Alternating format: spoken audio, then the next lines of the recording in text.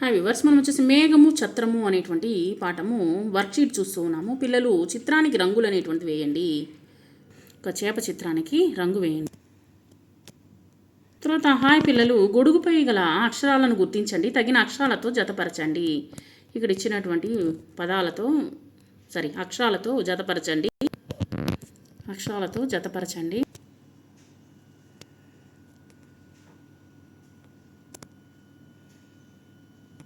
ఈ క్రింది పదాలను చదవండి. చిత్రాల ఆధారంగా కింది వాక్యాల్లో పదాలకు గోళం చుట్టండి. ఇక్కడ వచ్చేసి కరం అంటే గాడిద, నకం అంటే గోరు, ఘటం అంటే కుండ, జషం అంటే చేప, ఖగం అంటే పక్షి.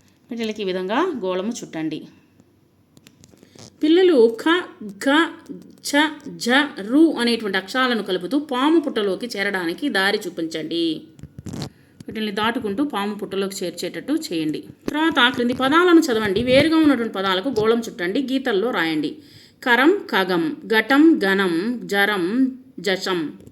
వేరుగా ఉన్న పదాలు వచ్చేసి ఖగం, ఘటం, జషం. తర్వాత రెండు గళ్ళలోని పదాలను చదవండి. ఒకే రకమైన పదాలకు ఒకే రంగు వేయండి. కరం, ఖగం, జరం, జటం, ఖరం, ఘటం, ఘనం, నకం. సో రెండు పదాలు వచ్చున్నాయి. వాటికి ఇదే విధంగా మీ ఇష్టం వచ్చినటువంటి రంగు అనేటువంటిది వేయండి.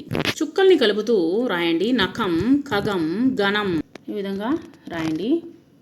తర్వాత క్రింది చిత్రాల ఆధారంగా గళ్ళలో పదాలు అనేటువంటిది రాయండి. కరం, ఖగం.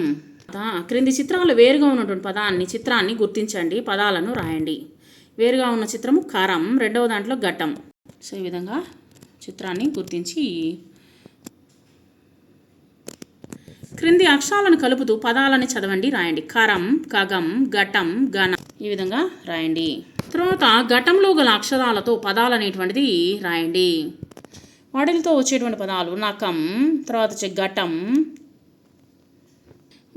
కుడలో ఉన్నటువంటి పదాలను ఉపయోగించి నకం, ఖగం, ఘటం, ఘనం, కరం, పలక, లత అనేటువంటి ఇంకా అనేకమైన పదాలని తయారు చేయవచ్చు. తర్వాత క్రింది పదాల్లోని అక్షరాలను సరిచేసి రాయండి. మొట్టమొదటి వచ్చేసి నకం, ఘటం, జషం, ఖగం, కరం, ఘనత. ఇక్కడ గీతల్లో అందంగా రాయండి.